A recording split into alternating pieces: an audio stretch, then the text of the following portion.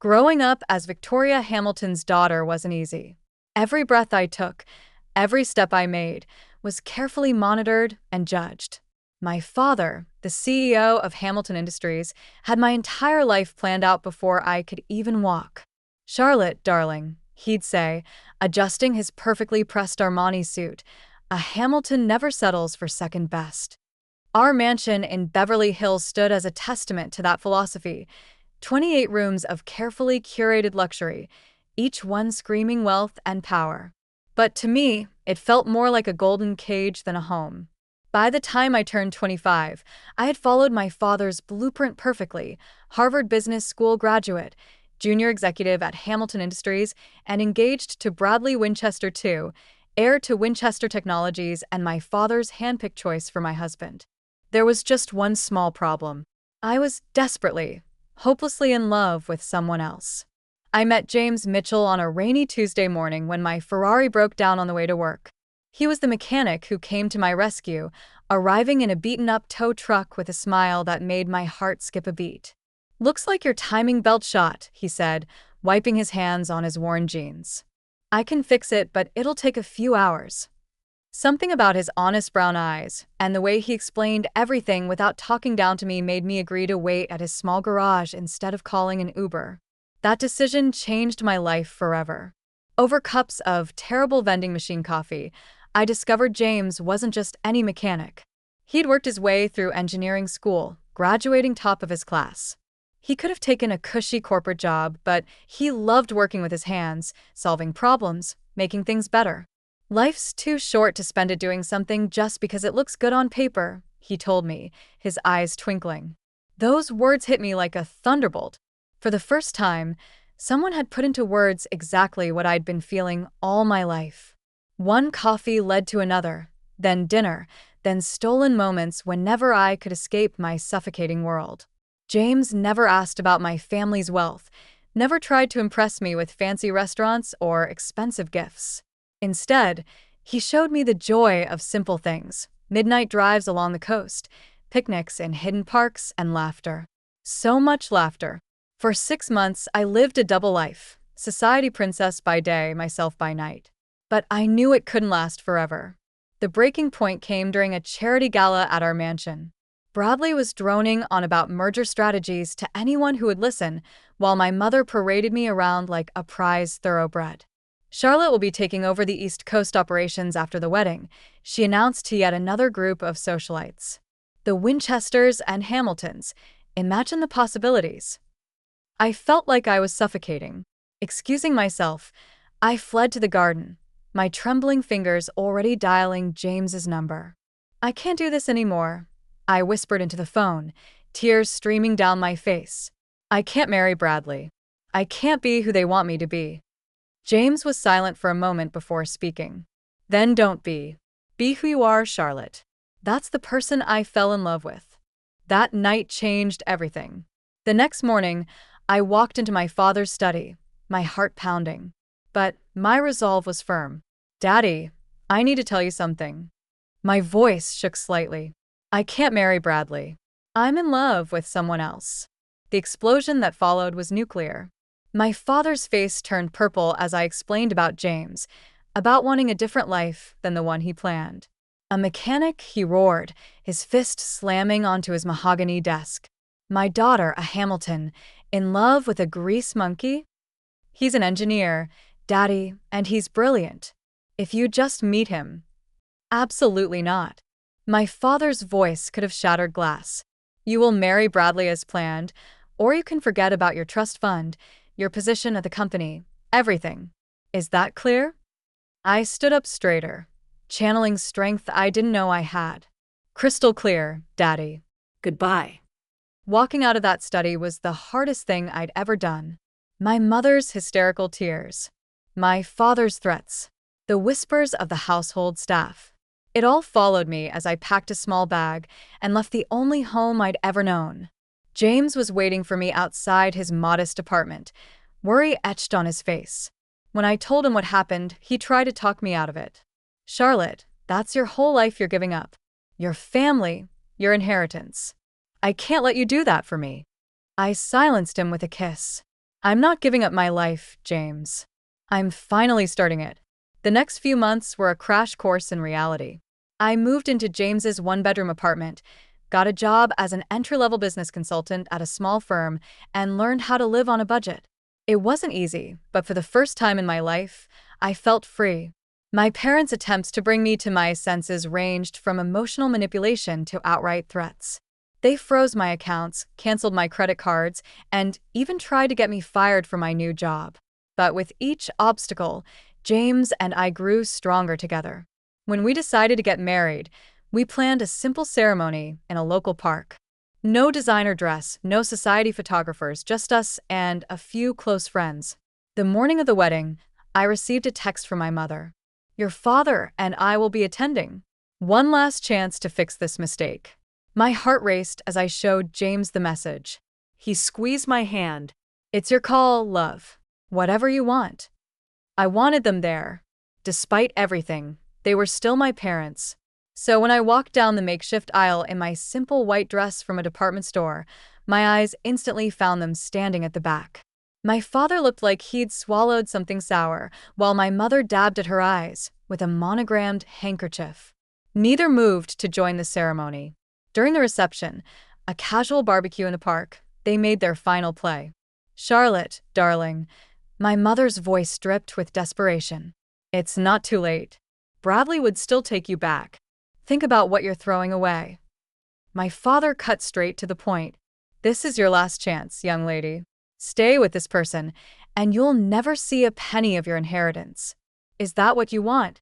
To live in poverty?"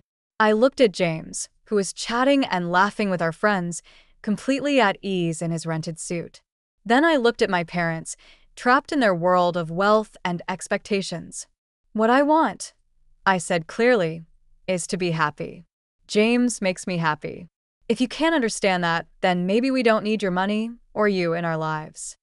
My father's face turned that dangerous shade of purple again. "You're no daughter of mine," he spat, turning on his heel. My mother hesitated for a moment, then hurried after him as they stormed away. James appeared at my side, wrapping an arm around my waist. "You okay?" I leaned into him, watching my past walk away. Never better. That was 6 months ago. We settled into our life together, working hard, loving harder. James continued at his garage while taking night classes for his master's degree. I threw myself into my consulting work, building my own client base. We were happy. Truly happy. Even if we had to watch our spending and clip coupons. But there was something James hadn't told me. Something that was about to turn my world upside down again. Everything changed on a seemingly ordinary Friday evening. I came home from work early, excited to surprise James with takeout from our favorite Thai place. But our apartment was empty, with a hastily scribbled note on the counter. "Working late at the garage. Love you."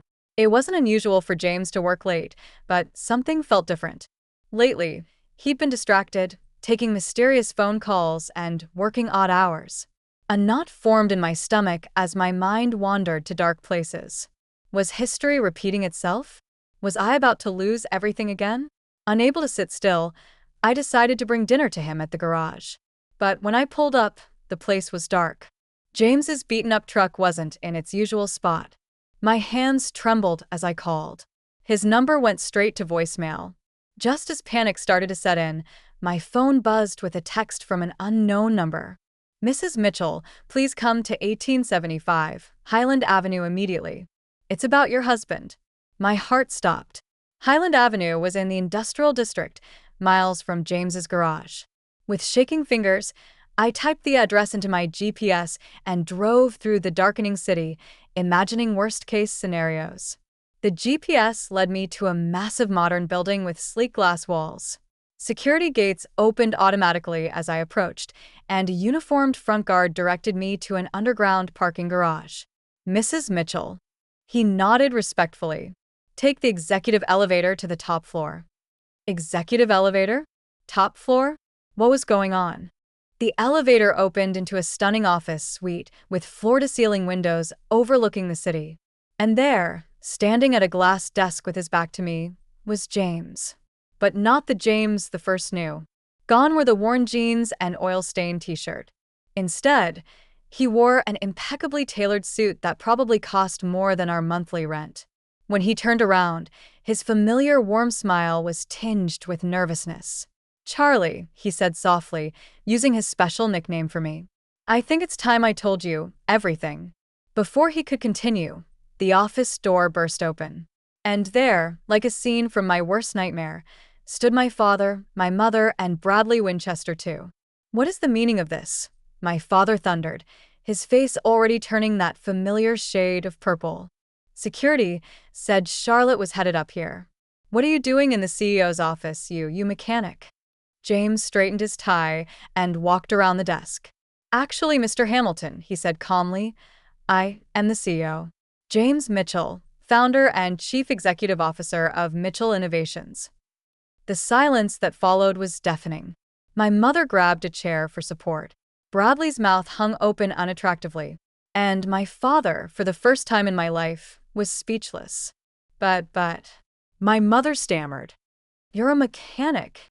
James smiled, taking my hand. "I own a chain of auto repair shops, yes. It was my first business, started with a loan from my college professor. But Mitchell Innovations is my main focus. We're a tech company specializing in revolutionary electric vehicle batteries." That's what those late nights at the garage were about. We were finalizing our new prototype. My head was spinning. "Why didn't you tell me?" I whispered.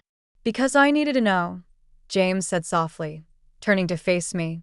When we met, I had just made the Forbes 30 under 30 list. Every woman I dated was only interested in my money, my status. But you, he squeezed my hand. "You fell in love with me when I was just a mechanic. You gave up everything for me. I had to be sure." Mitchell Innovations. My father muttered, his business mind finally catching up. "The company that just revolutionized electric vehicle battery technology? The one every major car manufacturer is fighting to partner with? That's you?" James nodded. "Our market valuation hit $122 billion last week. Not quite Hamilton Industries territory, but we're getting there." I couldn't help but laugh at my father's expression. All those months of looking down on my poor husband and James had been building an empire right under their noses. "And now," James continued, his voice taking on a sharper edge, "I'd like to discuss how you treated your daughter. The woman who, by the way, just became one of the largest shareholders in Mitchell Innovations when she married me." My father's face paled. Hamilton Industries had been trying to break into the electric vehicle market for years. Having a connection to Mitchell Innovations would have been a game changer. "Now see here," my father blustered, trying to regain control. "We were just looking out for Charlotte's best interests." By demeaning her? James's voice was steel wrapped in silk. By trying to get her fired? By making her cry herself to sleep for weeks? "Daddy," I finally found my voice. "You always taught me that Hamiltons never settle for second best." Well, I didn't. I married the most brilliant, kind, and successful man I've ever known, and I did it without knowing about any of this. "Charlotte, sweetheart," my mother stepped forward, arms outstretched. "We were wrong. We see that now. Please come home." I looked around the magnificent office. Then at James, my wonderful husband, who had let me find my own way, support myself, grow stronger. "I am home, Mom. But if you want to be part of our lives, you'll have to accept us on our terms. No more manipulation. No more control." My father looked like he was choking on something particularly unpleasant. "And what about Hamilton Industries?" he asked gruffly. James smiled. "Well, sir, we've actually had several offers from your competitors for exclusive partnerships. But I thought, given the family connection, we might consider a different arrangement if you're interested in discussing it as equals." The next hour was surreal. My father and James talked business, while my mother fussed over my terrible apartment and insisted we move into a proper home. Bradley had slunk away somewhere, probably to lick his wounds. Later that night, back in our small apartment, I finally asked James the question that had been burning in my mind. Why keep working at the garage? Why live like this when you have billions? James pulled me close. "The garage keeps me grounded. Reminds me where I started. And this apartment? These months with you? They've been the happiest of my life. We made it, us, together, without any silver spoons or trust funds. Tears welled in my eyes. I love you, you sneaky billionaire. He laughed. I love you too, you runaway heiress. Life changed after that night, but not in the ways people might expect. We did move, but into a modest house we chose together. I joined Mitchell Innovations as head of their charitable foundation, using our resources to help young entrepreneurs. James still spends time at his original garage, teaching mechanical skills to underprivileged youth. My parents? Well, they're trying. Mom still makes not-so-subtle hints about grandchildren needing trust funds. But Dad has developed a genuine respect for James. Their weekly business meetings often turn into lengthy discussions about everything from classic cars to philosophy. As for me, I finally understood what James meant about life being too short to live it on paper. Sometimes, the best things come disguised as broken-down Ferraris and coffee from vending machines. But the best part? Every now and then, when we drive past our old apartment or grab Thai from our favorite takeout place, James still looks at me the same way he did when he was just a mechanic and I was just a rebel heiress. Because in the end, love doesn't care about bank accounts or business empires. It cares about who you are when everything else is stripped away. And we're simply Charlotte and James, a mechanic and a runaway heiress who found something better than billions. We found each other,